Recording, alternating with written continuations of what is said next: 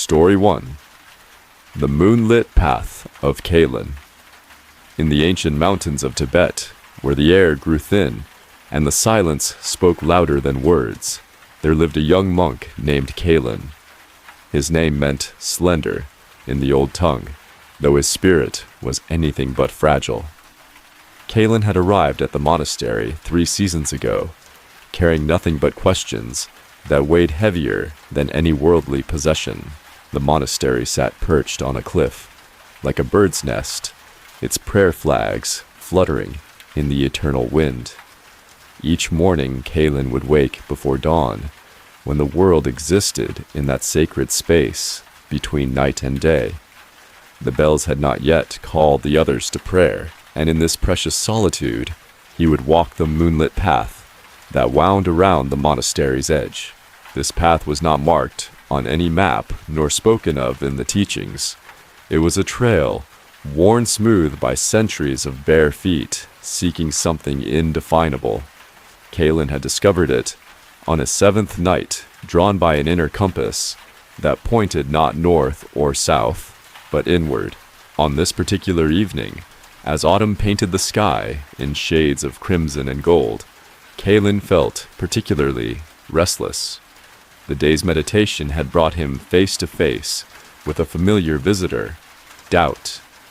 It crept into his sitting practice, like morning mist clouding his clarity and leaving him questioning his path. Am I truly progressing? He wondered as he stepped onto the moonlit stones. Or am I simply going through the motions, like a prayer wheel spinning empty words? The path led him past ancient stupas that stood like silent sentinels in the darkness. Each one contained the remains of masters who had walked this same route generations before. Their presence felt neither haunting nor comforting, simply present, like the mountain itself. As Kalen walked, his footsteps found their own rhythm. Not the hurried pace of someone seeking a destination, but the measured cadence of one who understands that the walking itself is the purpose. The moon above was approaching fullness, casting everything in silver light that seemed to emanate from within objects rather than falling upon them. He passed the rock formation that the monks called the Sleeping Buddha, a natural sculpture that when viewed from the path resembled a reclining figure in meditation. Tonight, something about its serene expression made Kalen pause. He sat on a nearby stone and gazed at the formation, allowing his breathing to slow and deepen. In the stillness, memories arose unbidden. He remembered his life before the monastery, the constant rushing, the endless pursuit of achievements that dissolved like morning dew the moment they were grasped. He remembered the day he had walked away from it, all driven by a hunger he couldn't name, but could no longer ignore. I was so certain then, he whispered to the night air, so sure that coming here would bring answers. A gentle breeze stirred the prayer flags above their soft rustling, like the universe clearing its throat before speaking. In that sound, Kalen heard not words, but something deeper, a reminder that questions and answers are not separate things, but parts of the same flowing stream. As he sat in contemplation, Kalen noticed how the moonlight played across the valley below. The light didn't struggle to illuminate everything at once. It simply touched what it touched, leaving shadows where shadows belonged. There was no force in its radiance, no urgency in its presence. This observation settled into his awareness, like a seed finding fertile ground. Perhaps his spiritual practice didn't need to be a battle against doubt or a grasping for certainty. Perhaps it could be more like moonlight, present gentle, illuminating what needed to be seen, while accepting the shadows as part of the whole. The night air carried the scent of juniper and distant snow. Somewhere in the valley, a nightbird called once, its voice echoing off the stone walls before fading into silence. Kalen felt his earlier agitation beginning to dissolve, not because he had found answers to his questions, but because the questions themselves were beginning to feel less important. He rose from his seat and continued along the path, his steps now lighter than before. The trail curved around an outcropping of rock, revealing a vista that never failed to take his breath away. The valley spread below like a vast bowl of shadow and moonlight, with distant peaks rising like ancient temples against the star-filled sky. Here at what the monks called the viewing stone, Kalen often came to sit in evening meditation. Tonight he chose to remain standing, allowing the vastness of the landscape to remind him of the vastness within his own being. The mountains had stood here for millions of years, witnessing countless human dramas of seeking and finding, losing and discovering. A memory surfaced from his early days at the monastery. The abbot, a man whose age was impossible to determine, had told him, "The path of awakening is not about becoming someone different. It is about removing the obstacles to seeing who you have always been." At the time, these words had frustrated Kalen. They seemed too simple, too abstract. He wanted practical instructions, step-by-step methods, measurable progress. But standing here now, surrounded by the eternal presence of the mountains, the abbot's words began to resonate differently. What if his doubt was not an obstacle to overcome, but simply another weather pattern in the sky of his awareness? What if his questions were not problems to be solved, but invitations to go deeper? The mountains didn't doubt their purpose or question their path. They simply stood weathering storms and basking in sunshine with equal equanimity. Kalen closed his eyes and allowed himself to become like the mountain, still present, unshakable in his fundamental being, while allowing all experiences to pass through him like clouds across the sky. His breathing became deeper, more natural, synchronized with some deeper rhythm he couldn't name but could certainly feel. When he opened his eyes, the moon had shifted position, casting new patterns of light and shadow across the landscape. Everything was the same, yet everything was different. Not because the world had changed, but because his way of seeing had shifted ever so slightly. The return journey along the moonlit path felt different than the outward walk. Each step seemed to echo with a quiet understanding that had nothing to do with intellectual knowledge and everything to do with embodied wisdom. The prayer flags whispered their ancient mantras in the wind, and for the first time, Kalen felt he understood their language. As he approached the monastery, its familiar silhouette dark against the star-filled sky, Kalen realized that his evening walk had not solved his spiritual dilemma. His questions remained, his doubts had not magically dissolved, and tomorrow would bring its own challenges. But something fundamental had shifted in his relationship to these experiences. He paused at the monastery gate, offering a silent bow of gratitude to the path, the mountains, and the moon that had been his teachers this evening. In the distance, he could hear the soft murmur of evening prayers from the meditation hall, where his fellow monks were likely sitting in quiet contemplation. Kalen smiled softly, understanding that his solitary walk and their communal practice were not separate activities, but different expressions of the same seeking heart. The path of awakening had many forms, but they all led to the same recognition, that peace was not something to be achieved, but something to be uncovered, like the face of the moon emerging from behind passing clouds. As he crossed the threshold into the monastery, Kalen carried with him not answers, but something more valuable, a deeper appreciation for the questions themselves and the patient willingness to let them ripen in their own time like fruit on the tree of wisdom. Sometimes the most profound teachings come not from books or teachers, but from the simple act of walking a moonlit path with an open heart, allowing the night itself to be your guide into the deeper mysteries of being. Story 2. The Garden of Echoing Silence. Beneath the ancient monastery, where Kalen walked his moonlit paths in a valley that existed between seasons, there lived a gardener named Theron. Her name, whispered by the wind through bamboo groves, meant one who tends what grows in stillness. She had not chosen this name for herself.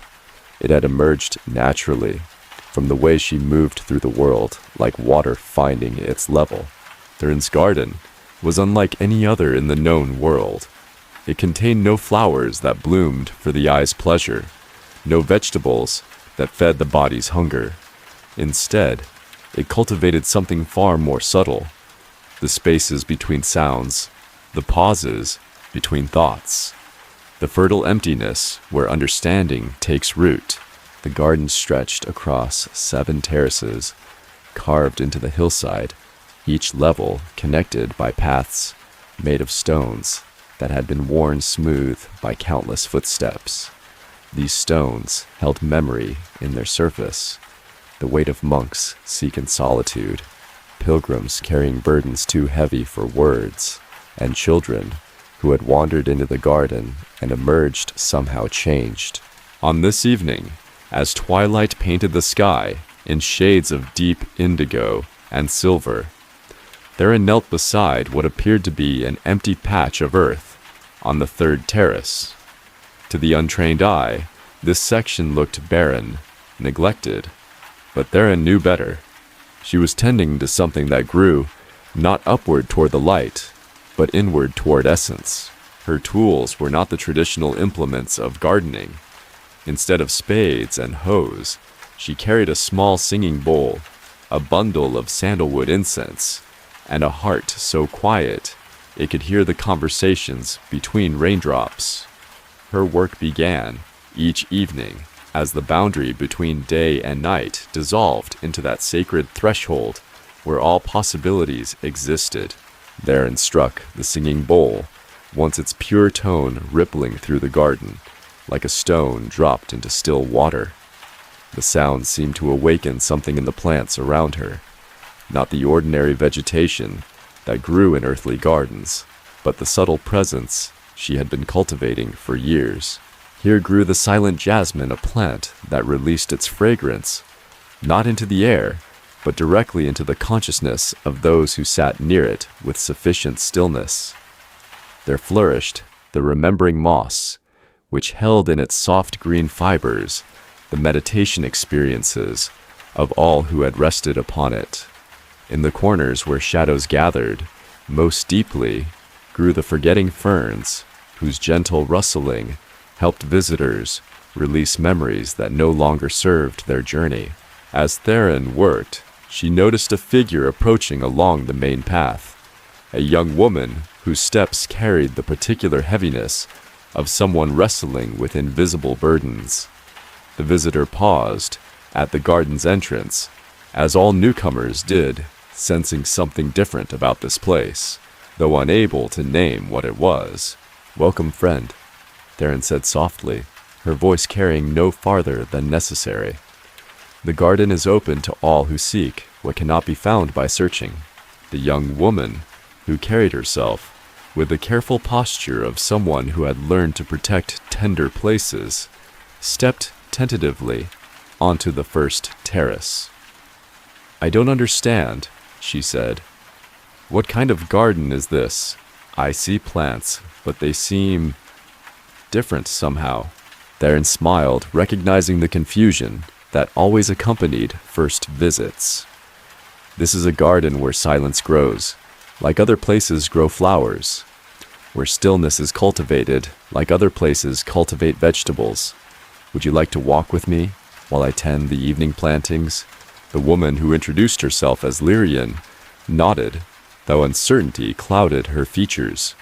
She had come to this valley carrying questions about her life's direction, hoping to find answers in the monastery above. Instead, she had discovered this strange garden, where nothing seemed to follow the usual rules of growth and tending. They walked together to the 2nd terrace, where Theron knelt beside a patch that seemed to shimmer slightly in the fading light. "These are patience roots," she explained, though no visible plants occupied the space. They teach us that some things must be allowed to develop in their own time, without our interference or anxiety. Lyrian knelt beside her, drawn by something she couldn't identify. As she settled into stillness, she began to sense a subtle presence emanating from the earth, not visual or audible, but unmistakably real. It was as if the ground itself was breathing, pulsing, with a gentle rhythm that seemed to synchronize with her own heartbeat. "How do you tend plants that don't exist?" Lyrian asked, her voice dropping to match the garden's natural quietude. "They exist," Theron replied, her hands moving over the earth in gestures that resembled benedictions, more than agricultural work. "They simply exist in a different dimension of being. Physical eyes see only one layer of reality. The gardener's art is learning to perceive and nurture what grows in the subtle realms." As if to demonstrate, Theron reached into her pouch and withdrew what appeared to be ordinary seeds, but as she placed them in the prepared earth, they seemed to dissolve, disappearing not down into the soil, but somehow deeper into the space between moments. Each seed carries within it not a future plant, but a future state of consciousness. Theron continued, her movements slow and deliberate. "These will grow into compassion vines, which help visitors release the harsh judgments they carry about themselves and others." Lyrian watched in fascination as Theron worked. There was something hypnotic about the gardener's movements, a quality that seemed to slow time itself. The urgency that had driven Lyrian to seek answers began to fade, replaced by a growing curiosity about this moment, this garden, this strange form of cultivation. As they moved to the fourth terrace, Theron shared the garden's history. "This place has existed for over 800 years, though it has not always been visible to physical eyes. It manifests when the world has particular need of what it offers: sanctuary for the spirit, healing for the heart, and reminders that not all growth happens in ways we can measure." The fourth terrace contained what Theron called the wisdom wells, circular patches where the earth seemed to spiral gently downward, creating natural seats for contemplation. Lyrian found herself drawn to one of these formations, settling into its curved embrace, as naturally as if she had been doing so for years. From this vantage point, she could see the entire garden spread below and above its 7 terraces, arranged in a pattern that seemed both random and perfectly ordered. The evening light was deepening now, and with it came a quality of presence that seemed to emanate from the garden itself. "What am I supposed to learn here?" Lyrian asked, the question arising from somewhere deeper than her thinking mind. Theron settled into the wisdom well beside her, her presence as comfortable and natural as that of an old friend. "The garden doesn't teach in the way that books or teachers do. It offers experiences that allow understanding to ripen naturally, like fruit on a tree." As if summoned by these words, a gentle breeze stirred through the terraces, carrying with it a fragrance that had no earthly equivalent. It was the scent of stillness itself, of thoughts settling like silt in a clear pond, of the heart opening to receive what it had always known but forgotten. Lyrian found her breathing naturally deepening, her awareness expanding beyond the boundaries of her individual concerns. The questions that had brought her to this valley, questions about career, relationship purpose, didn't disappear, but they seemed to lose their sharp edges, becoming part of a larger tapestry she was only beginning to perceive. "I spent so much time looking for the right path," she murmured, more to herself than to Theron. "But sitting here, it feels like all paths lead to the same place." Theron nodded, her eyes reflecting the first stars appearing in the darkening sky. "The secret the garden teaches is that we are not separate from the path we seek. We are not observers of our lives, but participants in an unfolding story that includes everything: our struggles, our seeking, our moments of clarity, and our times of confusion. As night deepened around them, the garden revealed another of its mysteries. A soft luminescence began to emanate from various points throughout the terraces, not the harsh light of artificial illumination, but the gentle glow of moonstone and starlight given form. This was the garden's night blooming, when the plants that grew in consciousness revealed their subtle beauty. The silent jasmine released its invisible fragrance more freely, now creating pockets of profound peace throughout the terraces. The remembering moss glowed softly, inviting tired souls to rest and remember their deepest nature. Even the forgetting ferns seemed to dance more gracefully in the evening breeze, helping visitors release what no longer served their journey. Lyrian sat in wonder, experiencing something she had no words for. The garden was showing her that reality contained dimensions she had never suspected, that growth and cultivation could happen in realms beyond the physical, and that her own seeking was not separate from the universal process of becoming. "Will I be able to find this place again?" she asked, as they finally rose from the wisdom wells. Theron smiled, gathering her simple tools.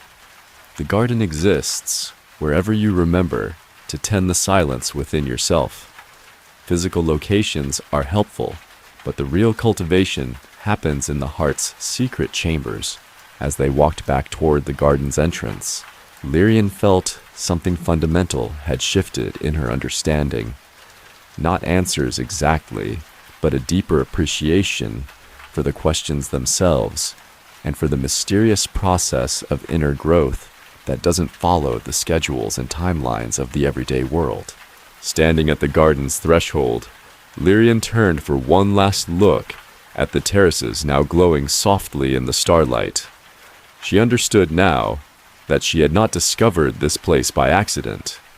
The garden had appeared when she was ready to see it, offering exactly what her spirit needed to continue its unfolding. The path forward remained uncertain, but uncertainty no longer felt like an enemy to be conquered.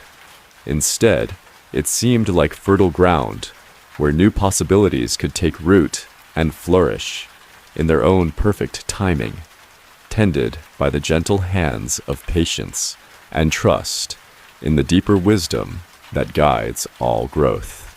Her story, the weaver of forgotten dreams, in a village that existed in the fold between mountains, where time moved differently than in the world beyond, there lived a weaver named Zephyra. Her name whispered of gentle winds that carry messages between worlds, and indeed her work involved threading together experiences that most people allowed to slip away like morning mist. Zephyra's cottage sat at the village's edge, where the last houses gave way to wildflower meadows that stretched toward distant peaks. Her loom was unlike any craftsman's tool, built from wood that had been blessed by 7 generations of monks. Its frame hummed with a frequency that seemed to resonate with the subtle rhythms of consciousness itself. But Zephyra did not weave ordinary cloth. Her tapestries were composed of dreams that people had forgotten upon waking meditation, insights that had dissolved before they could be grasped, and moments of perfect understanding that had flickered through awareness too quickly to be retained. These precious fragments, which most considered lost forever, were the raw materials of her extraordinary craft. Each evening, as the village settled into sleep, Zephyra would begin her work.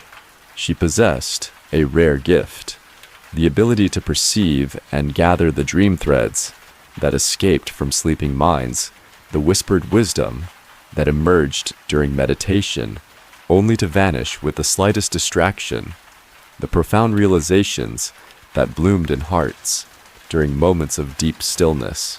On this particular night, as autumn stars wheeled overhead in ancient patterns, Zephyra sat before her loom with unusual anticipation.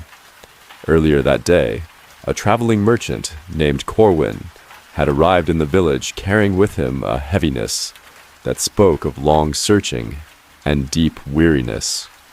He had inquired about lodging for the night, but Zafira sensed he was seeking something far more essential than mere shelter. Corwin had spent the better part of his adult life traveling trade routes that crisscrossed the known world. He dealt in precious stones and rare spices, exotic silks, and mysterious artifacts. Yet despite accumulating considerable wealth and reputation, he found himself increasingly haunted by a sense that something crucial was missing from his existence. As the merchant settled into sleep at the village inn, Zafira began to work with threads so subtle they seemed made of moonlight and memory. Her fingers moved across the loom with practiced grace, following patterns that emerged not from any written instruction, but from an intuitive understanding of how consciousness weaves itself into form.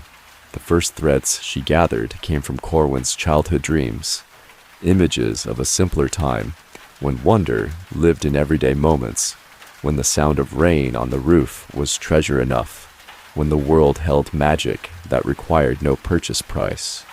These dreams had been buried beneath years of ambition and acquisition, but they had never truly disappeared. Zafira worked these golden threads into her tapestry, creating a foundation that sparkled with innocent joy. As she wove, she hummed softly, not a melody from any particular tradition, but sounds that seemed to arise from the loom itself, frequencies that helped forgotten experiences remember their way back into awareness. Next came threads of deeper hue, drawn from meditation sessions Corwin had attempted during his travels. In monasteries and temples scattered across distant lands, he had sat in stillness, seeking answers to questions he couldn't quite articulate. Each sitting had yielded moments of insight, brief glimpses of peace that felt more valuable than any gemstone. But these experiences had always slipped away before he could capture their essence. Zafira gathered these silver-blue threads with particular care, understanding that they contained seeds of wisdom that needed only proper tending to blossom into understanding. She wove them into spiraling patterns that seemed to move even while remaining still, creating sections of the tapestry that drew the eye inward towards centers of profound quiet. As the night deepened, more threads became available to her discerning touch. There were crimson strands of compassion that had flickered through Corwin's heart when he witnessed suffering during his travels, moments when his business concerns had fallen away and he had simply wanted to help to ease another's burden without thought of profit or advantage. These threads had been dismissed by his practical mind as inefficient diversions from his goals, but Zafira recognized their true nature. They were evidence of the merchant's deepest values, proof that beneath his successful exterior lived a heart that yearned to serve something greater than personal accumulation. She wove these threads into flowing rivers of color that seemed to carry warmth throughout the entire tapestry. Where they intersected with other patterns, they created points of particular luminosity, places where love transformed understanding into wisdom. The work continued through the small hours of the night, Zafira's hands never pausing in their intricate dance across the loom. She gathered threads of gratitude that Corwin had felt but never fully acknowledged, appreciation for sunrises witnessed from mountaintop camps, for the kindness of strangers who had shared their meals, for moments of perfect solitude in vast desert spaces. These threads, bright as morning light, she wove into borders that framed the entire composition, creating a sense of wholeness and completion. They reminded the viewer that even a life that felt fragmented and driven could be held within a larger context of blessing. As dawn approached, bringing with it the time when Corwin would wake and continue his journey, Zafira added the final elements to her tapestry. These were the most precious threads of all, moments of pure being that had occurred despite the merchant's busy mind instances, when he had accidentally stepped outside the stream of constant thinking and glimpsed the vast stillness that underlies all experience. These moments had lasted only seconds. A pause while watching clouds shift across mountain peaks, a breath of recognition while listening to temple bells in a distant city, a sudden sense of connection while sharing silent communion with fellow travelers around an evening fire. Each had been fleeting, quickly forgotten in the rush of commerce and movement. But Zephyra understood that these brief openings were the most important threads of all. They proved that awakening was not something Corwin needed to achieve through struggle and seeking. It was something that had already touched him countless times, waiting only for recognition and cultivation. She wove these threads into a central mandala pattern that seemed to pulse with its own inner light. The design was both complex and simple, drawing the eye through intricate pathways that somehow always returned to the peaceful center, where all movement originated and to which all seeking ultimately led. As the first light of dawn touched the cottage windows, Zephyra completed her work. The tapestry that emerged from her night's labor was unlike anything that could be found in any marketplace. It shimmered with an inner radiance that seemed to emanate from some source beyond the physical threads, and viewing it produced a curious effect. The observer felt simultaneously seen and seeing known and knowing. At precisely the moment when Corwin stirred in his bed, at the inn beginning his transition from sleep to waking consciousness, Zephyra gently removed the completed tapestry from her loom. She folded it carefully and placed it in a simple wooden box, which she then set on her doorstep where the merchant would discover it when he began his morning walk. This was how her gifts always reached those who needed them, not through commerce or announcement, but through the mysterious orchestration of circumstances that brings together seeker and sought at precisely the right moment. When Corwin found the box and opened it to reveal the tapestry within, he experienced something unprecedented in his years of dealing with valuable objects. Looking upon the woven patterns, he saw his own journey reflected back to him, not as a series of achievements and acquisitions, but as a continuous unfoldment of consciousness, exploring itself through the vehicle of one particular life. Every thread told a story he recognized, but had forgotten. Every pattern revealed connections he had sensed, but never articulated. The tapestry showed him that his searching had not been futile wandering, but purposeful exploration, that his moments of doubt and dissatisfaction had been precisely the compass points, guiding him toward deeper truth. Most remarkably, gazing into the mandala at the tapestry's center, Corwin realized that what he had been seeking through all his travels already lived within him. The peace he had glimpsed in monasteries, the wonder he had felt in natural beauty, the love that had stirred when he witnessed both suffering and joy, these were not external experiences to be collected, but expressions of his own fundamental nature. Standing in the morning light with the tapestry spread before him, Corwin understood that Zephyra had given him something infinitely more valuable than any treasure he had ever acquired. She had returned to him the recognition of his own wholeness, woven from threads he had unknowingly been gathering throughout his entire journey of seeking.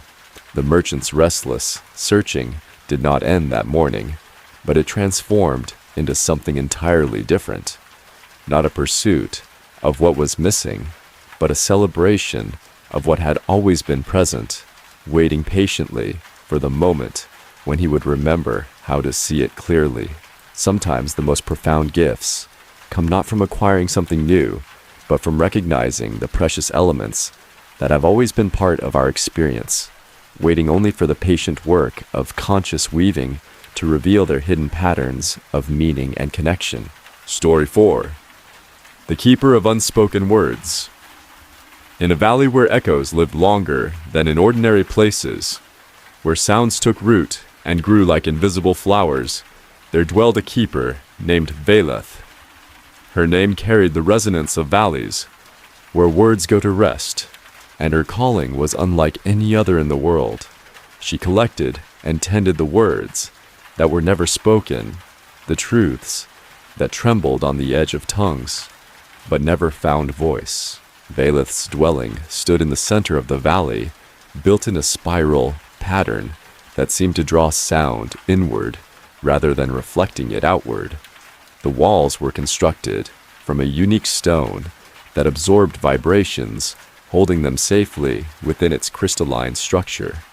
Here in chambers that hummed with the accumulated whispers of centuries, she maintained her extraordinary archive. The collection began long before Veleth's time started by keepers whose names had themselves become part of the unspoken legacy. Each keeper added to the repository, gathering words that carried particular power, declarations of love that fear had silenced, words of forgiveness that pride had swallowed, truths that could heal but remain trapped in throats tight with uncertainty. On this evening, as the valley settled into its characteristic hush, Veleth prepared for her nightly rounds. She carried with her a collection of vessels, unlike any found in ordinary marketplaces, bowls carved from wood that had never heard harsh words, containers shaped from clay that had been formed in complete silence, and bottles made from glass that had been blown with breath held in meditation. Her first stop was always the village that nestled against the valley's eastern slope, where she would walk among the houses like a gentle shadow, listening not to the words that were spoken, but to those that yearned for expression, but remained captive to fear, shame, or simply the overwhelming complexity of human feeling. Tonight, her attention was drawn to a small house where an elderly man named Erasmus sat by his window, staring into the darkness with eyes that held decades of accumulated regret. His wife of 50 years slept peacefully in the room behind him, unaware that her husband spent these midnight hours wrestling with words he had never found the courage to speak. Veleth positioned herself in the garden outside Erasmus's window, opening one of her silence-carved bowls. Almost immediately, she began to sense the presence of the unspoken words that surrounded the old man like a heavy mist. They pressed against the boundaries of his heart, these words that had been gathering strength for years, waiting for the moment when love would finally overcome the habits of emotional reservation. The strongest presence came from 3 simple words that Erasmus had carried for decades, but had never directly offered his wife. I love you. Not because the feeling was absent, but because in his generation and culture, such declarations were considered unnecessary once marriage vows were exchanged. The words had become trapped by convention, growing more powerful with each passing year of unexpression. Veleth carefully gathered these golden words into her bowl, feeling their warmth and weight. They carried not just the sentiment itself, but all the moments when they might have been spoken, during quiet breakfasts, while watching sunsets, together in the aftermath of arguments that had been resolved without the healing balm of explicit tenderness. Moving through the village, she collected other unspoken treasures. From a young mother's house came the words, I don't know what I'm doing, trapped by the expectation that parenthood should come naturally, that admitting uncertainty was weakness rather than honesty. These words, silver bright with vulnerability, went into one of the clay containers. At the schoolmaster's cottage, she gathered the phrase, I'm proud of you, that he had wanted to speak to countless students over the years, but had withheld, believing that praise should be earned through achievement rather than given freely to nurture potential. These words glowed with the warmth they could have brought to young hearts seeking validation. The night's collection continued as Velith moved through the valley, like a gentle wind gathering the unuttered apologies that could heal old wounds, the expressions of gratitude that shame had silenced, the admissions of need that independence had rendered mute. Each unspoken truth was carefully preserved in vessels chosen specifically for their resonance and capacity. Returning to her spiral dwelling, Velith began the delicate process of tending her collection. The words that had been gathered over years were stored in chambers arranged according to their essential nature. The hall of unexpressed love hummed with a frequency that could bring tears to the eyes of anyone with sufficient sensitivity. The chamber of withheld forgiveness vibrated with the particular quality of mercy, longing to flow freely. But Velith's work was not simply archival. Her true art lay in understanding how these collected words could be returned to the world in ways that served the highest good. Some words, she had learned, were withheld for reasons that wisdom honored, truths that would cause harm if spoken carelessly, declarations that needed time to ripen before expression would be skillful. Other words, however, remained unspoken due to obstacles that could be gently dissolved.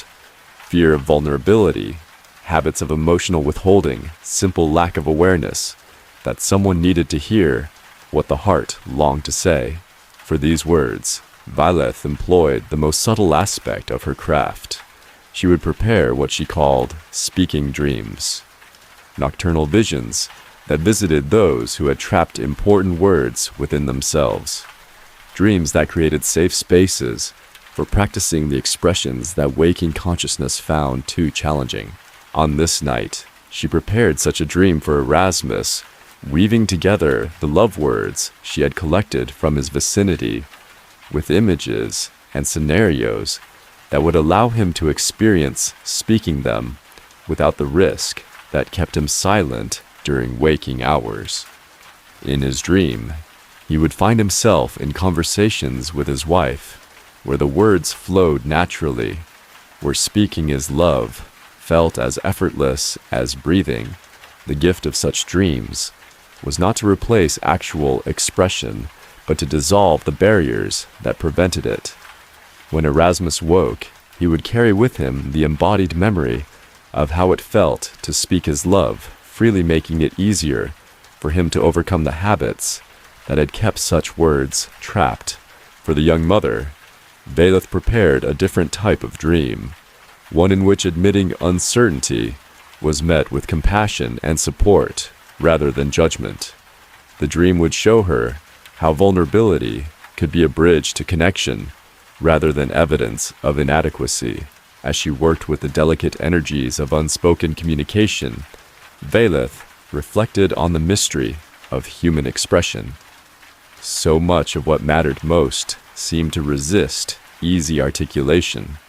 The deepest truths often felt too large for words, too sacred for casual speech, too precious to risk the misunderstanding that might come with imperfect expression. Yet she had observed that words left unspoken often grew heavier, with time accumulating a kind of psychic weight that burdened both speaker and potential listener. The love that was never declared, the forgiveness that was never offered, the appreciation that was never expressed. These became knots in the fabric of relationship, creating distance where connection was most desired. Her chambers held testimonies to this phenomenon, words that had waited so long for expression that they had developed their own consciousness, their own yearning for completion. Some hummed with impatience, others whispered with resignation, and a few sang with the particular beauty that comes from love, refined by patient waiting. The most beautiful words in her collection were those that had been held back not by fear, but by reverence, expressions of spiritual insight that seekers felt were too profound for ordinary conversation, recognitions of divine presence that seemed to require sacred context for appropriate sharing. These words glowed with their own inner light, and Vaileth tended them with particular care. They taught her that silence and speech were not opposites, but partners in the dance of communication, that some truths were best honored by being held in wordless appreciation, while others achieved their fulfillment only through expression. As dawn approached, bringing with it the subtle shift in energy that marked the transition from night's receptive consciousness to day's active engagement, Vaileth completed her work with the collected words. Some she returned immediately to their sources through the vehicle of dreams, others she held for further ripening, and a precious few she offered to the valley itself, allowing them to become part of the atmosphere of blessing that surrounded all who dwelled there. Walking through her chambers one final time before seeking her own rest, Vaileth marveled at the wealth of unspoken communication that humans carried within themselves. Each person was a library of unuttered wisdom, a treasury of unexpressed love, a garden where the most beautiful truths waited patiently for the courage and skill that would allow them to bloom into speech. Her work reminded her daily that the space between hearts was filled not with emptiness, but with words waiting for their moment of expression, with love seeking its voice, with truth preparing for the moment when it could step from silence into sound and fulfill its purpose of creating connection, healing, and understanding. Sometimes the most profound service we can offer each other is simply creating the safety and invitation that allows the words living in our hearts to finally find their voice and complete their journey from inner knowing to shared understanding. Story 5. The Mender of Broken Rhythms. Deep in the mountains, where time flowed like honey through stone, there lived a healer named Quillen, whose gift was unlike any practiced in the villages below. His name whispered of quills that write upon the soul, and his calling was to mend the broken rhythms that disrupted the natural harmony of human existence. Quillen's sanctuary was built into a cliff face, where natural springs emerged from the mountain's heart, their waters carrying minerals that had been blessed by centuries of passage through sacred stone. The healing chamber was carved from living rock, its walls curved to create perfect acoustic properties that could amplify the subtlest vibrations of the human energy field. Here in this space, where water sang constant prayers and stone held the memory of mountain's patience, Quillen received those whose life rhythms had fallen out of alignment with the deeper currents of existence. They came carrying the disturbances that modern living created, hearts that beat with anxiety's staccato minds that raced without purpose, spirits that had forgotten their connection to the vast orchestration of being. On this particular evening, as autumn mist cloaked the mountains in veils of silver and mystery, Quillen prepared his healing space for a visitor whose need had called to him across great distances. Elena was a musician from the distant city, a woman whose life had been built around the precise creation of beautiful sound, but who had recently lost her ability to hear the music that once flowed through her like a river. The loss had begun subtly, a slight hesitation before entering familiar melodies, a growing sense that the notes she played were somehow separated from their source. Over months, this disconnection had deepened, until Elena found herself going through the motions of musical performance while feeling utterly cut off from the living essence that had once made her art a form of prayer. Elena arrived at Quillen's sanctuary as the last light of day painted the peaks in shades of rose and gold. She climbed the winding path with steps that carried no rhythm, her movements mechanical and disconnected from the natural cadence that had once made her presence a form of music itself. Quillen greeted her at the entrance to his chamber, his welcome a gesture of such genuine warmth that Elena felt something long frozen within her chest begin to soften. His eyes held the depth of mountain lakes, reflecting not judgment, but a profound understanding of how souls could become separated from their essential nature. "Welcome, friend," he said, his voice carrying the resonance of deep caves where sound echoes with its own harmony. "The mountain has been preparing for your arrival. Your healing has already begun in the spaces between your footsteps." Elena nodded, though she wasn't certain what he meant. She had tried countless remedies for her condition: medical consultations, psychological therapy, spiritual practices from various traditions. Each had offered fragments of insight, but none had restored the flowing connection between her heart and the music that waited to move through her. Quillen led her into the healing chamber, where the sound of flowing water created a backdrop of natural rhythm that seemed to pulse with the heartbeat of the mountain itself. The walls were adorned not with paintings or ornaments, but with crystals that had been tuned to specific frequencies, each responding to different aspects of human energetic disturbance. "Tell me about the music you have lost," Quillen invited, settling onto a cushion beside the central spring. Elena found herself speaking more freely than she had in months, describing how her connection to music had gradually deteriorated until she felt like a mechanical device going through programmed motions rather than a channel for living artistic expression. As she spoke, Quillen listened, not only with his ears, but with his entire being, perceiving the rhythmic disturbances that surrounded her like invisible static. What he sensed was a common condition in those who lived in the accelerated pace of modern existence. Her natural rhythms had been gradually overridden by external demands until she had lost touch with the deeper pulses that connected her to the creative source.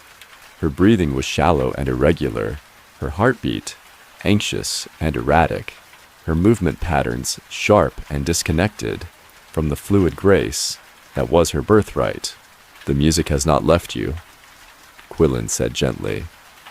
"It has simply been covered by rhythms that are not your own.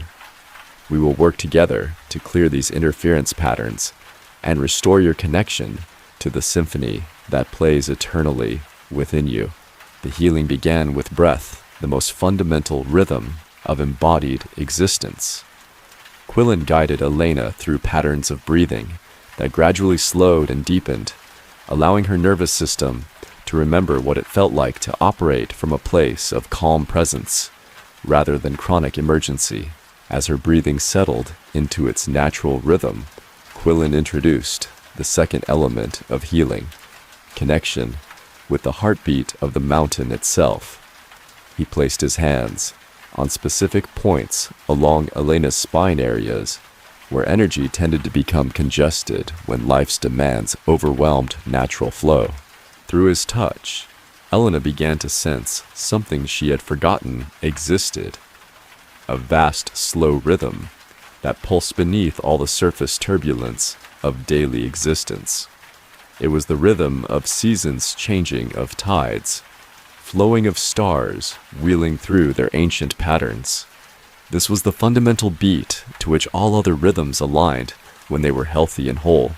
Gradually, Elena felt her own heartbeat beginning to synchronize with this deeper pulse.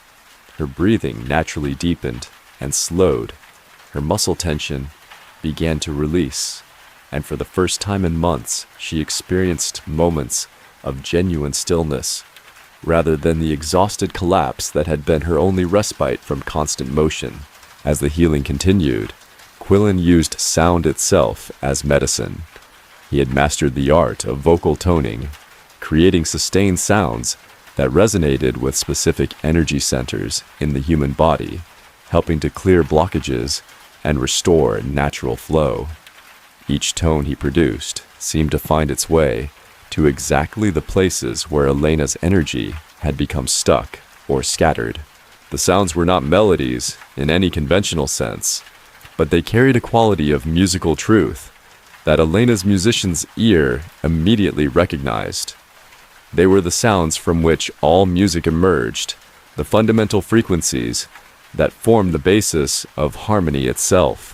Under the influence of these healing tones, Elena began to remember something crucial that she had lost: the recognition that she was not separate from the music she created, but was herself an instrument through which the universal symphony could express itself. Her years of training and practice had not been about imposing her will upon sound, but about becoming a clearer channel for the music that wanted to emerge through her.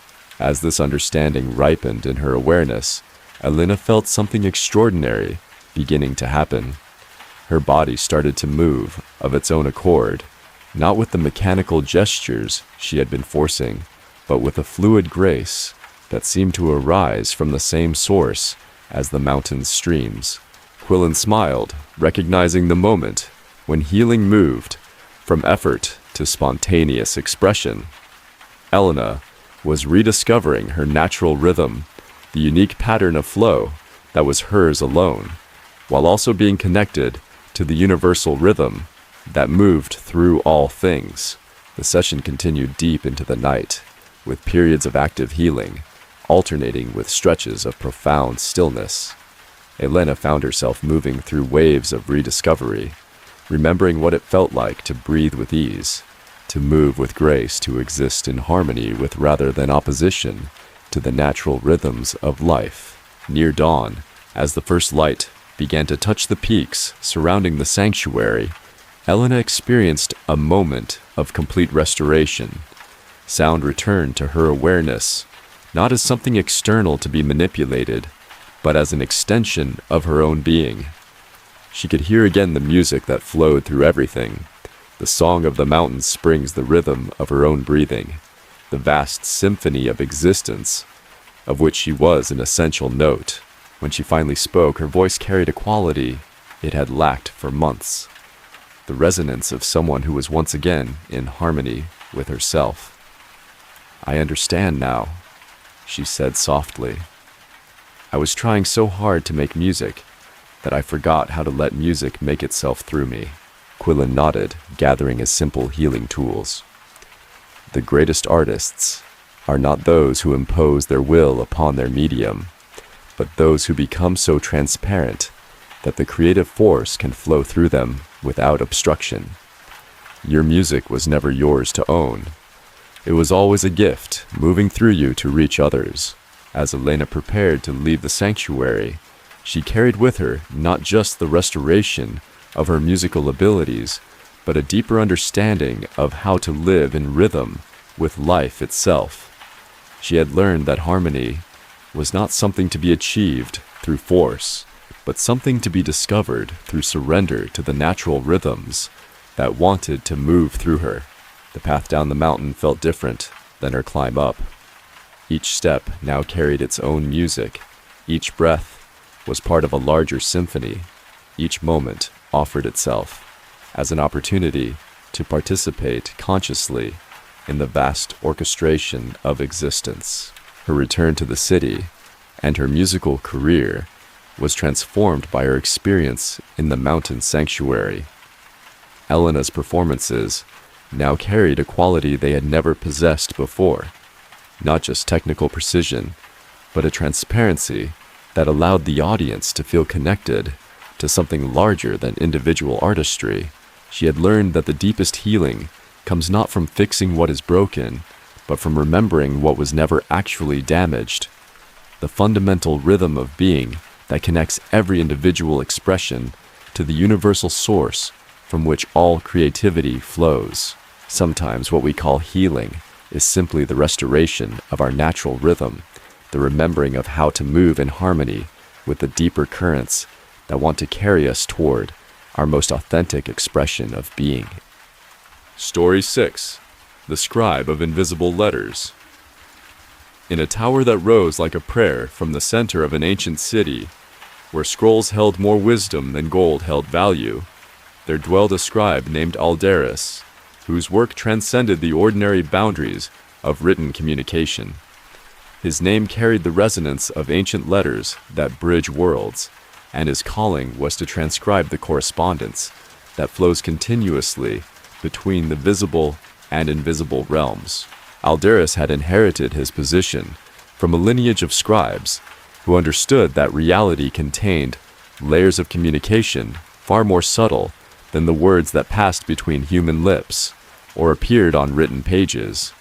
His tower study was filled with instruments of transcription that existed nowhere else in the world, quills that wrote with light instead of ink, papers that recorded intention rather than words, and scrolls that captured the essence of conversations that occurred in the deepest chambers of the heart. The tower itself was built according to principles that maximized its receptivity to subtle communications. Its spiral staircase created a vortex that drew in messages from distant realms, while its circular windows were positioned to catch communications that traveled on beams of starlight and moonfire. The walls were lined with crystals that could detect and amplify the faintest whispers from sources beyond ordinary perception.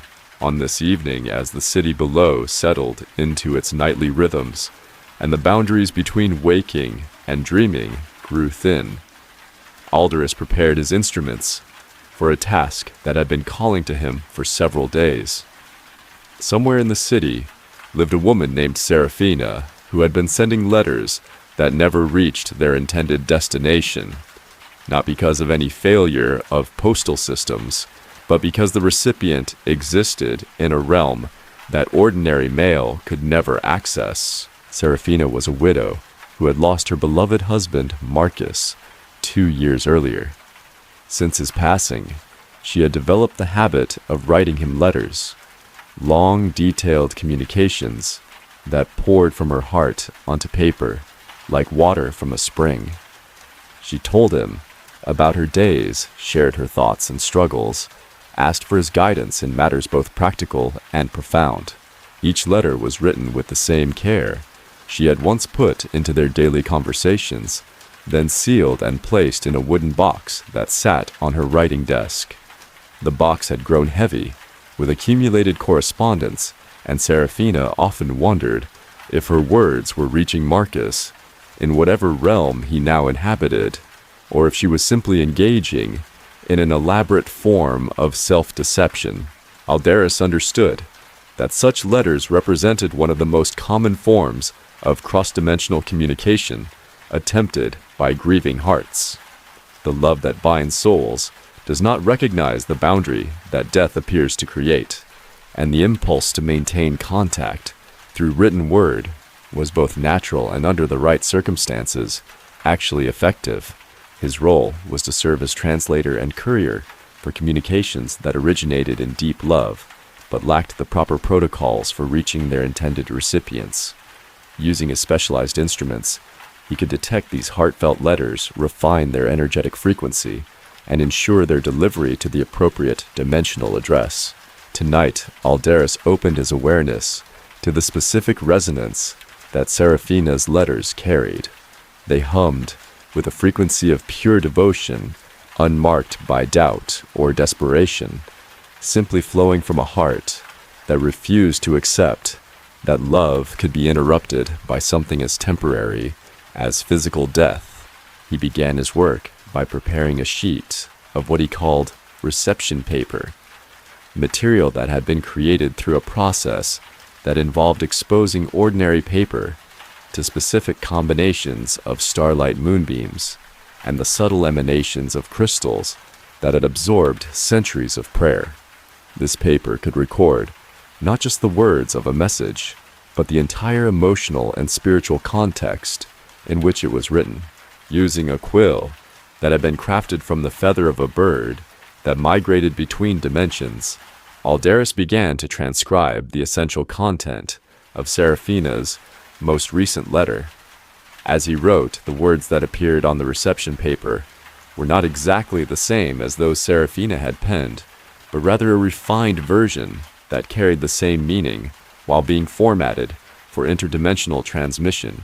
Where Seraphina had written, "I miss you so much, Marcus, and sometimes I don't know how to make decisions without your wisdom."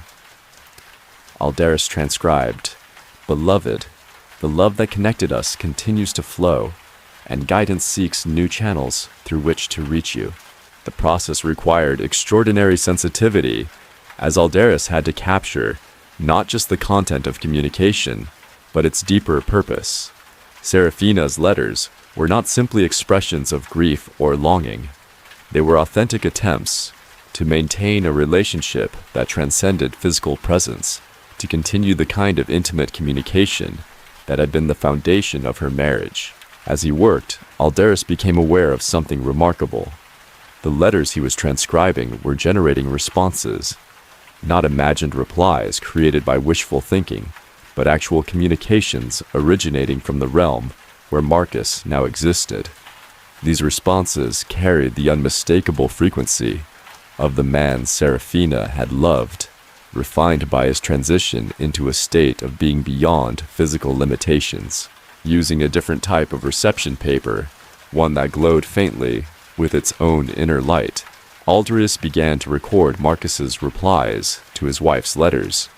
The responses carried a quality of love that had been purified by his journey beyond the body wisdom, that had been expanded by his broader perspective and guidance, that arose from his continued concern for Serafina's well-being. Marcus's messages, as Aldaris transcribed them, were filled with gentle encouragement for Serafina to trust her own wisdom, reminders of the strength he had always admired in her, and suggestions for finding support and meaning in her continued earthly existence. They also carried explicit reassurance that their love continued to exist and flow between them undiminished by the change in their respective states of being. The most challenging aspect of Aldaris's work was determining how to deliver these transcribed responses to Serafina in a way that she could receive and trust. Direct delivery would likely seem too fantastical to believe, while indirect methods might dilute the messages beyond recognition. After much consideration, Aldaris chose an approach that honored both the miraculous nature of the communication and Serafina's need for believability. He would arrange for her to discover the transcribed letters in circumstances that felt natural while carrying enough synchronicity to suggest something beyond ordinary coincidence. Over the following weeks, Aldaris orchestrated a series of gentle events that brought Marcus's responses into Serafina's awareness. A bookstore owner, following an impulse she couldn't explain, tucked one of the transcribed letters into a book about grief that Serafina happened to purchase. A walking path that Serafina had never taken before led her to a bench where another letter had been placed, appearing as if left by a previous visitor. Each discovery filled Serafina with a combination of wonder and recognition. The letters carried ideas and phrasings that felt authentically like Marcus, yet expressed with a clarity and wisdom that seemed enhanced by his expanded perspective. They answered questions she had posed in her own letters with specificity that made coincidence seem impossible. Most importantly, the letters helped Serafina understand that her practice of writing to Marcus was not a futile gesture, but a genuine form of communication that was being received and appreciated. This recognition transformed her grief from an isolating burden into a continuing relationship that honored both her love for Marcus and his ongoing presence in her life. As the months passed, Aldaris noticed that Serafina's letters began to change in character. While maintaining their loving connection to Marcus, they increasingly included plans for her own continued growth and service. She wrote about volunteer work she wanted to undertake, creative projects that excited her, and ways she intended to honor their love by living fully, rather than merely surviving. Marcus's responses, transcribed through Aldaris's patient work, celebrated these developments while continuing to offer guidance and encouragement. The communication between them evolved from the desperate reaching of early grief into a mature spiritual partnership that enriched both their existences.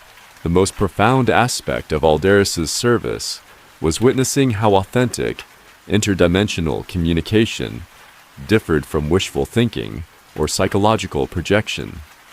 True messages from beyond physical existence carried a quality of wisdom and love that exceeded what the recipient's ordinary consciousness could generate, offering perspectives and insights that genuinely served their continued growth and healing.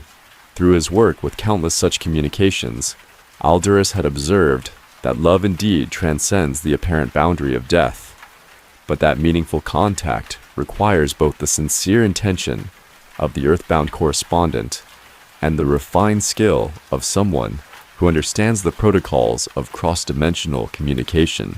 His tower became a bridge between worlds, facilitating conversations that brought comfort to the grieving wisdom, to the seeking, and confirmation that the bonds forged in authentic love create connections that death cannot dissolve, but only transform into more refined expressions.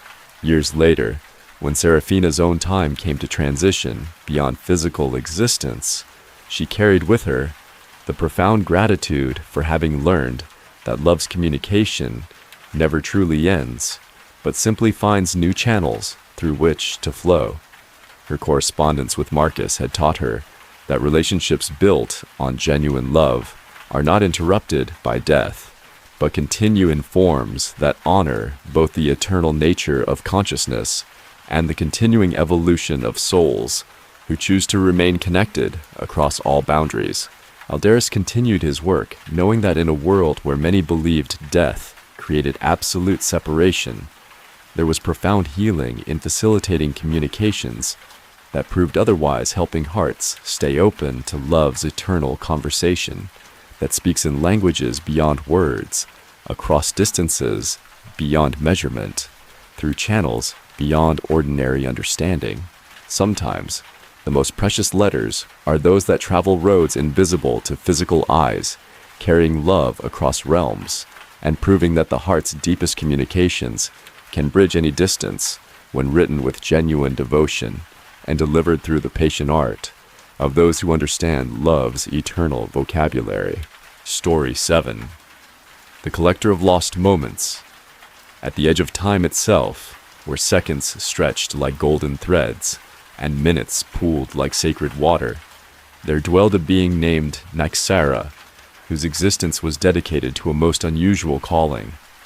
Her name whispered of night's embrace and the spaces between heartbeats, and her work involved gathering the moments that slipped through the fingers of ordinary awareness, the precious instants that humans experienced but failed to fully receive. Nyxara's realm existed in the pause between inhale and exhale, in the stillness that lives at the center of motion, in the eternal, now that underlies all temporal experience. Her dwelling was not built of stone or wood, but of crystallized time itself, moments of perfect presence that had been so fully experienced they had taken on their own luminous substance. Here in chambers that existed outside linear time, yet touched every moment simultaneously, Nyxara maintained her extraordinary collection. She gathered the sunrise moments that people missed while hurrying to begin their days, the sunset instants that passed unnoticed during evening routines, the perfect pauses in conversation that carried more meaning than all the words surrounding them. Her tools were unlike any used by conventional collectors. She worked with vessels shaped from pure attention nets, woven from mindfulness, and containers that could hold the essence of temporal experience without diminishing its vitality. Each collected moment retained its full power to transport, transform, and awaken those who encountered it with sufficient presence. On this particular evening, as the boundary between past and future dissolved into the eternal present, Nyxara felt drawn to visit the world of linear time, where a man named Tobias was experiencing the peculiar suffering that comes from living always ahead of or behind the current moment, never quite managing to arrive in the only time where life actually occurs. Tobias was a successful architect who spent his days designing buildings for the future, while his mind constantly reviewed projects from the past. His exceptional ability to visualize and plan had brought him professional recognition, but it had also created a chronic disconnection from present moment experience that left him feeling oddly absent from his own life. He moved through his days like a ghost of himself, going through motions, while his consciousness remained focused on times other than now. During breakfast, he planned his morning meetings. During meetings, he reviewed earlier conversations. During evening meals, he worried about tomorrow's deadlines. The current moment, the only moment in which life actually occurs, remained perpetually just out of reach. Niksara observed Tobias through the lens of expanded temporal awareness, seeing not just his physical movements, but the trail of lost moments that followed him like scattered jewels. Each instant of presence that he missed while mental time traveling became available for her collection, not taken from him, but rescued from the void of inattention, where they would otherwise dissolve unused. She began her work by gathering a particularly radiant moment from Tobias's morning. The instant when sunlight first touched his face as he stepped outside, carrying with it the promise of a day filled with possibilities. Tobias had walked directly through this golden moment while mentally rehearsing a presentation, completely missing the gift of light and warmth that had been offered to his senses. Using one of her attention vessels, Niksara carefully preserved this moment of perfect illumination. It contained not just the physical sensation of sunlight, but the deeper gift it represented. The universe's daily reminder that each day begins fresh, that light continually overcomes darkness, that beauty is constantly being offered to those present enough to receive it. Next, she collected a moment from Tobias's lunch break when he had sat in a small park near his office. While his body occupied the bench, his mind had been entirely absorbed in reviewing architectural drawings. He completely missed the moment when a child's laughter rang out across the park, like silver bells carrying with it the pure joy that children naturally radiate when they are fully engaged with their experience. This moment of innocent delight went into another of Niksara's vessels, where it continued to sparkle with the unconditional happiness that serves as a reminder of consciousness's natural state when it is not burdened by past regrets or future anxieties. As the day progressed, Niksara's collection grew rich with moments that Tobias had lived through without truly experiencing. There was the instant when his assistant had smiled at him with genuine warmth, offering a connection that he missed while focusing on the papers in his hands. There was the moment when rain began to fall outside his office window, creating a symphony of sound that could have served as perfect background for meditation if he had been present to hear it. Each collected moment retained its power to awaken and transform. They were not dead memories, but living experiences that continued to pulse with the vitality of pure presence. In Niksara's realm, they existed as resources that could be returned to their original owner when the time was right for him to receive them fully. The art of her work lay in understanding how to reintroduce these collected moments to those who had missed them in a way that would maximize their transformative potential. Simply presenting them as memories would rob them of their immediacy. They needed to be encountered as fresh experiences, carrying the full impact of present moment awareness. Niksara began this delicate process by weaving the collected moments into what she called present streams, nocturnal experiences that would allow Tobias to encounter the moments he had missed with the full attention they deserved. Unlike ordinary dreams that often feel chaotic and disconnected, these experiences would carry the clarity and immediacy of awakened awareness.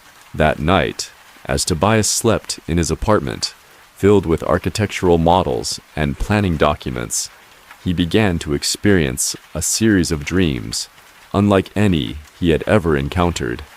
In the first, he found himself once again stepping out of his building into morning sunlight, but this time he was fully present to receive the experience. The warmth touched his face, not as a mere physical sensation, but as a communication from the living universe, a daily blessing that reminded him of his place in the vast web of existence. He felt the sun's energy, awakening not just his body, but his soul, filling him with gratitude for the simple miracle of being alive in a world where such beauty was freely given. In the second dream, he was again sitting on the park bench, but now he was completely available to the moment when the child's laughter erupted into the air. This time he felt how that sound created ripples of joy that touched everyone within, hearing how innocent delight has the power to awaken similar joy in adult hearts that have forgotten their natural capacity for happiness. The dreams continued throughout the night, each one returning a collected moment to Tobias's awareness with full present moment impact. He experienced his assistant's smile as the gift of human connection. It had been felt the rain's rhythm as a natural meditation that could calm and center his scattered attention, received dozens of small treasures that he had walked through without noticing during his physically present but mentally absent day. When Tobias woke the following morning, he carried with him an unusual feeling, as if he had been given a second chance to live portions of the previous day. More importantly, he found himself naturally more present as he began his new day, having been reminded through direct experience of how much richness becomes available when consciousness occupies the same time and space as the body. Stepping outside, he paused to actually feel the morning sunlight on his face, recognizing it as the same gift he had received in his dream, but now encountering it with wakeful awareness. The sensation was every bit as profound as his nocturnal experience had suggested, confirming that the dreams had been showing him not fantasy experiences, but the reality he was capable of receiving when he brought his full attention to the present moment. This marked the beginning of a gradual transformation in Tobias's relationship with time. Instead of using each moment as a platform for mental time travel, he began to experiment with actually inhabiting the experiences his body was having. The change was subtle at first, brief moments of genuine presence scattered throughout days that were still largely spent in mental elsewhere. But these moments of authentic arrival began to accumulate like compound interest. Nixara continued her gentle work, collecting the moments that Tobias still missed, while celebrating the ones he managed to receive fully. She observed that as his present moment awareness strengthened, fewer moments were lost to inattention, and those he did experience carried greater depth and meaning. The architect's work itself began to reflect this shift. His designs, previously focused primarily on functional efficiency, began to incorporate elements that honored the human need for beauty connection and present moment sanctuary. He created spaces that invited people to pause, breathe, and actually experience their surroundings, rather than simply moving through them. Months later, Nixara's intervention had catalyzed a fundamental change in how Tobias related to temporal experience. He had discovered that the present moment was not a narrow slice of time squeezed between past and future, but an expansive space that could contain infinite depth and richness when approached with full awareness. His collection of architectural awards grew, but more importantly, his collection of fully lived moments expanded exponentially. He learned to taste his food while eating it, to feel his breath while breathing, to hear conversations while having them. The simple act of synchronizing his consciousness with his temporal location had transformed his entire experience of being human. Nixara's work with Tobias became a template for similar interventions with others who suffered from chronic temporal displacement. She developed increasingly sophisticated methods for collecting lost moments and returning them to their owners in ways that encouraged greater present moment awareness. Her collection grew to include moments of perfect silence that had been missed during meditation sessions, instants of natural beauty that had passed unnoticed during nature walks, and precious seconds of connection that had been lost during conversations while minds wandered elsewhere. Each collected moment served as both a treasure in its own right and a seed for awakening greater presence in those who encountered it. Nixara understood that her work was not just about rescuing lost experiences, but about helping consciousness remember its natural capacity to be fully present to whatever time and space it currently occupied. Through her patient gathering and skillful redistribution of lost moments, she served as a bridge between the scattered attention that characterized much of human experience and the concentrated awareness that could transform any moment into a gateway to deeper understanding of the eternal presence that underlies all temporal experience. Sometimes the most profound gift we can offer ourselves is the simple practice of arriving fully in whatever moment we actually occupy, discovering that the present contains all the richness and meaning we seek in our mental journeys to other times and places. Story 8. The Tender of Sacred. Pauses beyond the realm. Where ordinary time measures its passage in minutes and hours in a sanctuary that existed in the spaces between actions, there lived a guardian named Astoria, whose calling was to tend the sacred pauses that make all meaningful activity possible. Her name carried the resonance of celestial stories written in starlight, and her work involved protecting and nurturing the intervals of stillness that give rhythm and grace to the dance of existence. Astoria's dwelling was built in the architecture of emptiness itself, a structure composed entirely of the spaces between things rather than the things themselves. Her walls were made of the pause between musical notes, her floors from the silence between words, her ceiling from the rest between heartbeats. Here in chambers, constructed from pure potential, she maintained her vigil over the most overlooked yet essential elements of conscious experience. The sanctuary existed wherever beings remembered to pause, in the breath space between inhale and exhale, in the moment of stillness before making important decisions, in the quiet intervals that naturally arise when hearts open to receive wisdom rather than rushing to produce results.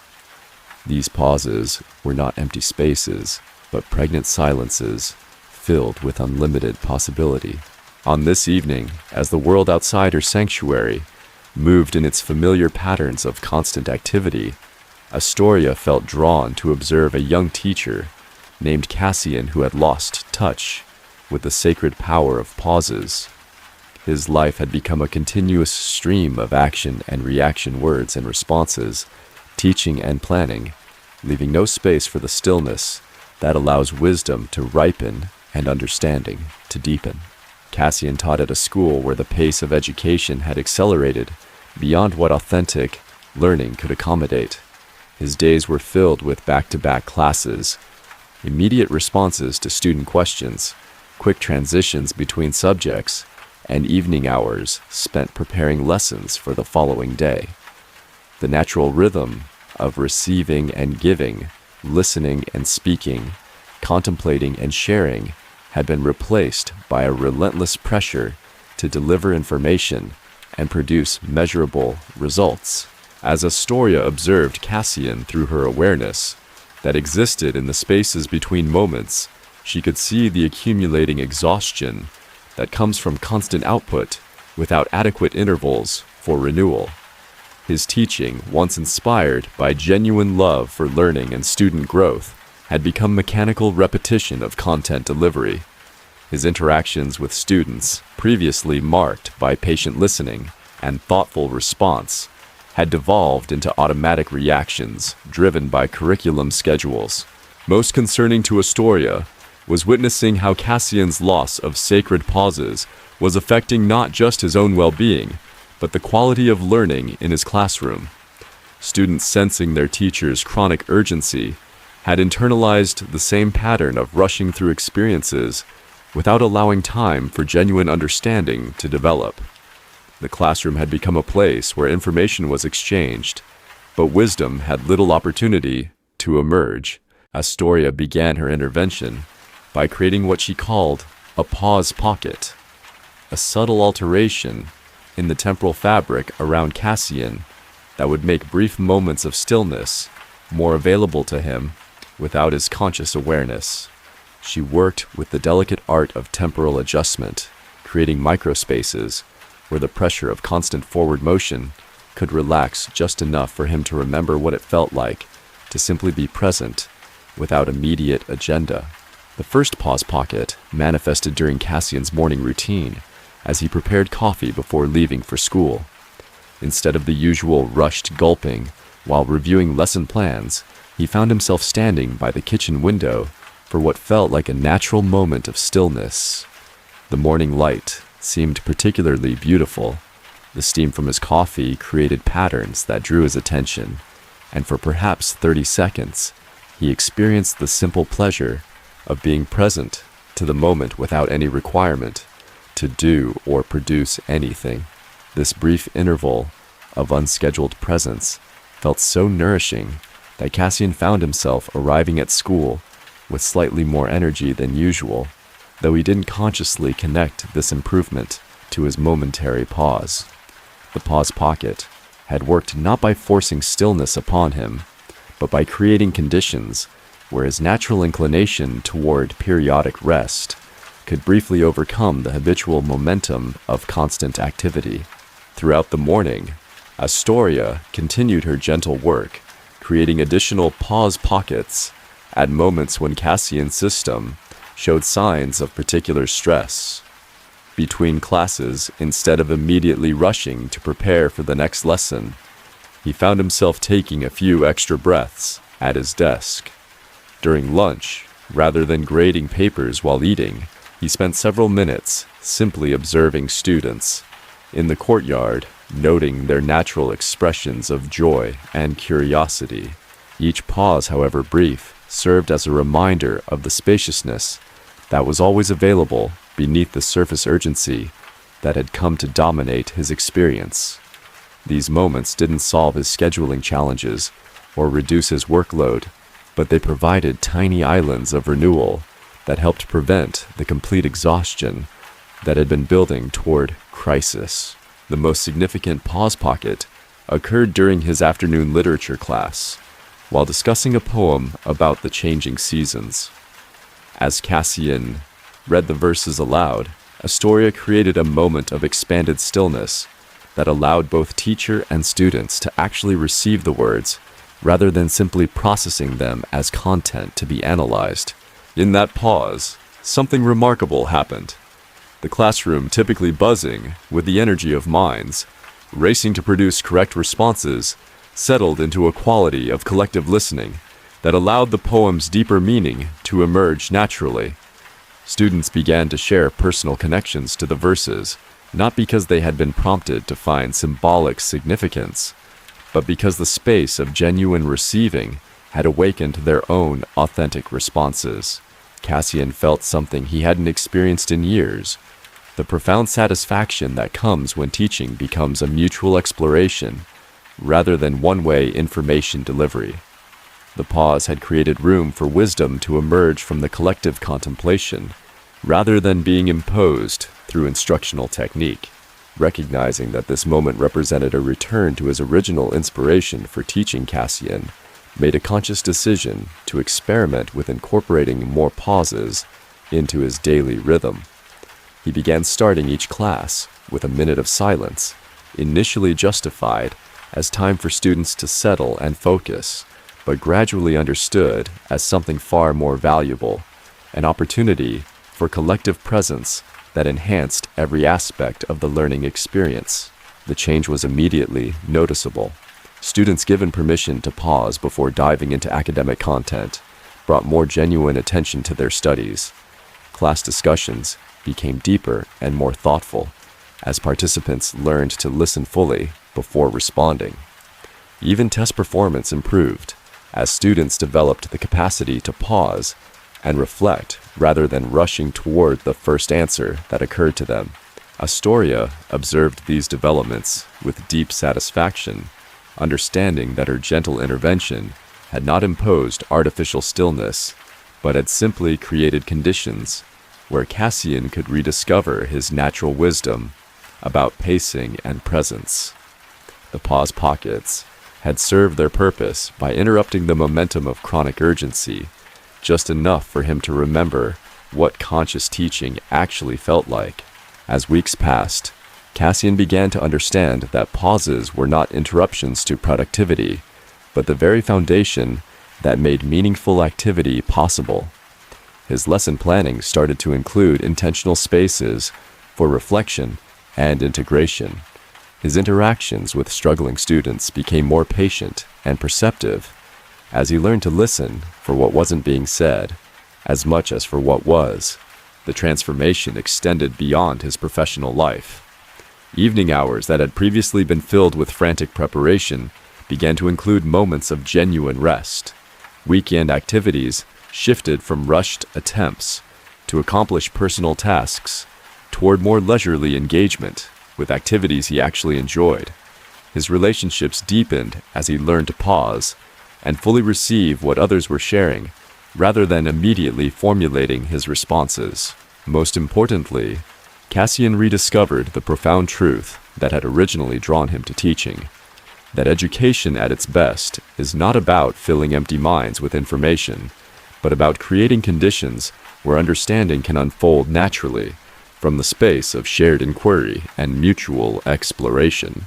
Astoria's work with Cassian became a model for similar interventions with others who had lost touch with the sacred power of pauses. She developed increasingly refined techniques for creating temporal spaces that honored the natural rhythm of expansion and contraction activity and rest-giving and receiving that characterizes healthy human experience. Her sanctuary grew to include pauses rescued from rushed conversations, stillness gathered from meditation sessions that had been cut short by impatience, and moments of wonder that had been interrupted by the compulsion to immediately categorize and move forward. Each preserved pause retained its capacity to provide renewal and deeper understanding into those who encountered it with sufficient receptivity. Through her patient work, tending the spaces between actions, Astoria served as a guardian of the fundamental rhythm that allows consciousness to function with grace and wisdom rather than mechanical efficiency. She understood that in a world increasingly dominated by the pressure for constant output, the cultivation of sacred pauses was not a luxury, but a necessity for maintaining connection to the deeper sources of insight and compassion. Her intervention reminded all who experienced it that the most profound transformations often occur not through additional action, but through the willingness to pause long enough for wisdom to catch up with activity, for understanding to deepen through contemplation, and for the heart to remember its natural capacity for presence that makes all meaningful engagement possible. Sometimes the greatest gift we can offer ourselves and others is the courage to pause in the midst of life's momentum, creating space for the deeper intelligence that emerges only in intervals of conscious stillness, where wisdom ripens like fruit in unhurried time. Story 9. The Lighthouse of Quiet Tides. On a remote stretch of coastline, where fog moved like living parchment, and waves whispered sutras against dark rocks, there stood a lighthouse, tended by a woman named Aloan. Her name carried the sound of distant gulls calling across dawn, and her vocation was more than the maintenance of lantern and lens. She shepherded the rhythms of sea and sky into harmony with the interior weather of every traveler who found their way to her door. Aloan had arrived years earlier as a cartographer of maritime routes, an occupation that taught her to read currents and constellations, but left her yearning to chart an unmapped sea within. One winter night, when a storm tore holes in familiar charts and scattered her life's plans like driftwood, she felt an inexplicable summons to the old lighthouse. The previous keeper, an elderly monk, greeted her as though expecting the visitor destiny had promised. Without ceremony, he passed her a single brass key and a journal of blank pages, then walked into the mist and was never seen again. From that moment, Eloan became the solitary guardian of quiet tides. The lighthouse stood at the cliff's edge, its spiral stairwell echoing with centuries of footfalls from watchers of both storms and stars. Each evening before dusk, Eloan climbed the iron steps, lit the great lens, and let its silent arc carve a path of gold across the restless waters. Sailors at sea saw only guidance through fog, but those who anchored nearby and came ashore discovered a rarer gift. The light served as a portal to stillness, opening a passage from turbulent thoughts to the calm depth beneath. One autumn evening, as moonrise braided silver into the surf, a fisherman named Ravel knocked at Eloan's door, salt-soaked and shaking. His boat, he said, had been caught in cross-currents of grief since the recent loss of his younger brother. Though the vessel remained seaworthy, his spirit did not. Every cast of the net dredged memories rather than fish. Word in nearby ports spoke of a lighthouse keeper, whose presence settled waters no chart could name. So Ravel followed rumor and starlight until his skiff beached below the cliffs. Eloan welcomed him with chamomile steeped in rainwater collected from the lantern deck. She listened as Ravel unspooled stories of childhood laughter, woven with present sorrow, each sentence breaking like tide on rock. When silence finally pooled between them, she invited him to climb the tower at midnight, the hour when fog thins and hidden islands of feeling become visible. The ascent was a pilgrimage of breath. Stone chilled their hands, sea spray cooled their foreheads. At the top, the lantern's glass chamber glowed like a meditation hall suspended in cloud. Eloan opened the brass casement and extinguished the flame. Darkness rushed in. Yet instead of fear, Ravel felt an expansive hush, as though the extinguished light had moved inward to illuminate spaces he had long neglected. "Listen," Eloan whispered. At first, he heard only surf and wind. Then beneath those familiar hymns, a subtler cadence emerged, the slow inhale and exhale of the whole ocean, a pulse too vast to notice in ordinary time. Eloan invited him to match that rhythm with his own breathing. Each inhalation gathered waves of sorrow. Each exhalation released them to the dark water below. Minutes slid into hours without either noticing.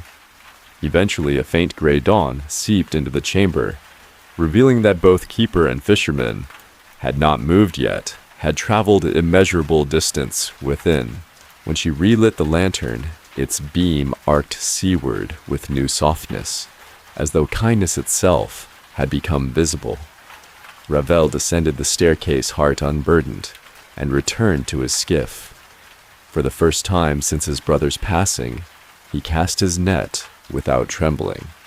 The catch was modest, but the sea felt companionable rather than indifferent. Years unfolded like tide charts. Word of the lighthouse spread quietly among travelers weary of inner storms. Some arrived carrying heartbreak, others ambitions wound too tight. Eloan received them all, with the same ritual, tea-listening assent, darkness breath. She never offered advice, only the spaciousness in which each visitor could hear the oceanic wisdom already coursing through their own lives. One midsummer night, as meteor trails stitched luminous sutras across the sky, Eloan sensed her vigil nearing completion. The brass key felt lighter in her palm, and the journal, the one given long ago, pages still blank, began to glow faintly, as though inked by invisible moonlight. She realized the volume had been recording not words, but presence itself, every moment of wholehearted attention she had offered. The book was full. At dawn, a young wayfarer approached, eyes bright with questions larger than any horizon. Eloan greeted them, with familiar calm, but this time after the tea, she handed over the brass key. No explanation, just a nod toward the spiral stairs. Some torches passed their flame wordlessly. That evening, Elowin walked down the cliff path, for the first time in years, bare feet in cool sand. The sea's vast breath now matched her own, without conscious effort. She understood that keeping light is not a profession, but a stage of practice. Once the lantern burns within, the tower can be offered to the next seeker. She embarked on a small boat, set adrift by tide, trusting whatever shore compassion required. Behind her, the lighthouse shone steady, under new stewardship, a reminder that while storms are countless, the quiet beneath is inexhaustible. Life's gentle teaching, when we pause long enough to breathe, with the greater tide, grief and worry reveal themselves as passing weather, and the lamp we thought served others turns out to be our own awakened heart. Story 10. The Weaver of Circular Endings. In a realm where all journeys eventually curve back to their beginning, where every story discovers its completion in its own origin, there lived a weaver named Oroleth, whose craft transcended the linear patterns of ordinary tapestry. Her name whispered of circles within circles of endings that bloom into new beginnings, and her calling was to weave the threads of conclusion that help souls recognize the sacred wholeness of their individual journeys. Oroleth's workshop existed at the convergence point where all paths meet, not a physical location, but a state of consciousness accessible to those who had traveled far enough in any direction to discover that all seeking leads to the same destination. Her loom was constructed from the accumulated wisdom of every completed journey, its frame resonating with the satisfaction that comes when circles close and understanding ripens into acceptance. The tapestries she created were not decorative, but functional. They served as completion ceremonies for lives' relationships and inner explorations that had reached their natural conclusion. Each thread she worked with carried the essence of a journey that had come full circle, returning its traveler to familiar territory, transformed by the voyage itself.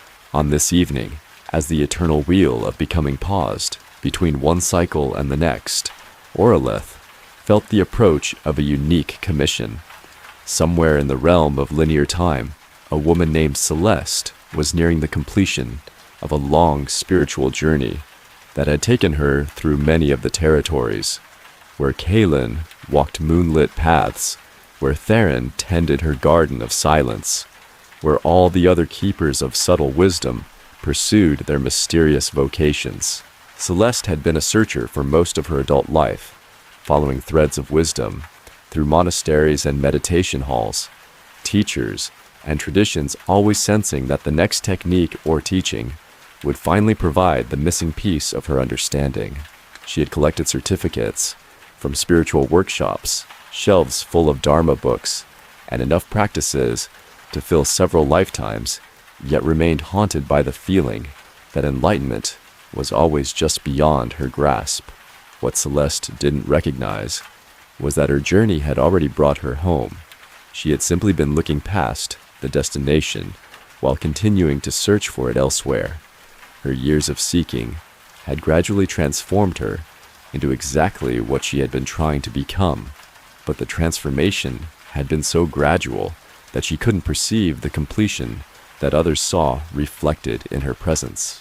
Oroleth began her work by gathering threads from each stage of Celeste's spiritual journey, starting with the original impulse that had set her searching a moment of profound recognition during her 20s, when she glimpsed her own deeper nature during a period of intense meditation.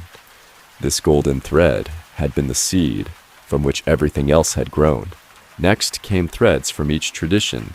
Celeste had explored each teacher who had touched her development, each practice that had contributed to her gradual awakening. The threads were all different colors and textures, representing the diverse approaches she had tried, but Orlith could see how they all shared the same essential quality. They had all been pointing toward the same recognition that was already complete within Celeste's being. As she worked, Orlith wove these diverse threads into a mandala pattern that revealed the hidden unity underlying Celeste's seemingly scattered exploration. What had appeared to be random wandering was actually a perfect spiral journey, each experience building upon the previous ones to create a comprehensive awakening that no single path could have provided. The central pattern that emerged showed Celeste that her searching had not been futile, grasping, but necessary exploration, that her sense of incompletion had not been spiritual failure, but the natural tension that keeps consciousness growing and expanding. Most importantly, the tapestry revealed that the peace she had been seeking was not something to be achieved in the future, but something she had been cultivating throughout her entire journey. The weaving process took place in dreamtime, where Orlith could work directly with the dreaming consciousness of those approaching completion. Over several nights, Celeste experienced a series of dreams that seemed to review her entire spiritual journey from a perspective of profound acceptance and understanding. In these dreams, she revisited key moments of her seeking times when she had felt close to breakthrough periods, when she had despaired of ever finding what she was looking for, and quiet interludes when peace had touched her so naturally that she had barely noticed its presence. Each memory was transformed by the context of the mandala pattern, revealing how every experience had been exactly what was needed at that stage of her unfolding. The most powerful dream occurred on the 7th night, when Celeste found herself standing in a garden that contained elements from all the places where she had sought understanding. There was the meditation hall, where she had first learned to sit in stillness, the mountain retreat, where she had confronted her deepest fears, the teacher's study, where she had received transmission of ancient wisdom, and dozens of other sacred spaces that had marked her journey. But instead of feeling the familiar urge to choose between these different approaches, or to continue searching for the perfect synthesis, Celeste experienced a profound recognition she was the garden. All these external places and teachers had been reflections of the landscape of her own awakening consciousness. Her journey had been a process of recognizing herself in increasingly subtle forms until the recognition became so complete that seeker and sought revealed themselves as one. When she woke from this final dream, Celeste carried with her a completion that had nothing to do with having acquired enough spiritual knowledge or perfected any particular practice. She understood that her awakening had been happening throughout her entire journey, that every moment of seeking had been a moment of finding, and that the peace she had been looking for had been the very awareness within which all her searching had taken place. Orlith's tapestry had served its purpose not by providing Celeste with new information, but by helping her recognize the completeness that had always been present in her experience. The weaving revealed that spiritual maturity often consists not in adding more practices or understanding, but in recognizing the perfection of what has already unfolded. With this recognition came a natural settling into presence that required no maintenance or effort. Celeste's spiritual practices continued, but they transformed from techniques for achieving awakening into expressions of the awakening that had already occurred. Her relationships with teachers evolved from student-teacher dynamics into the mutual recognition that occurs between awakened beings, regardless of their apparent roles. Most remarkably, Celeste began to notice that others were drawn to her presence in the same way she had once been drawn to teachers and teachings.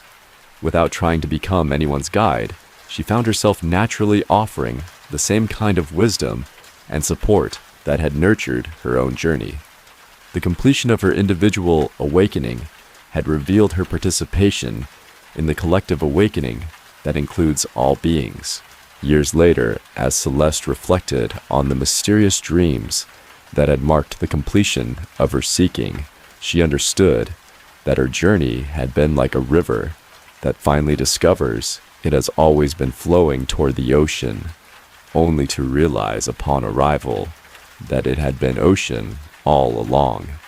The searching and finding, the effort and grace, the confusion and clarity had all been movements within the same unchanging awareness that was her deepest nature. Orleth continued her work, weaving completion tapestries for other souls whose journeys had brought them full circle to their own beginning. Each completion was unique, reflecting the particular path each person had traveled, yet all revealed the same essential truth, that what we seek most deeply is what we have never actually lost, and the longest spiritual journeys often lead to the recognition of what was present from the very start. Her workshop became a place where endings and beginnings revealed their secret identity, where the satisfaction of completion opened naturally into the fresh possibility of new cycles beginning. Through her patient weaving, she helped consciousness recognize that every conclusion is also a commencement, every arrival is also a departure, and every moment of completion contains the seed of infinite renewal. The greatest wisdom often emerges not from acquiring something new, but from recognizing the completeness that has been present throughout our entire journey of seeking, waiting patiently for the moment when we would finally be ready to receive ourselves with the same love and acceptance we had been looking for everywhere else.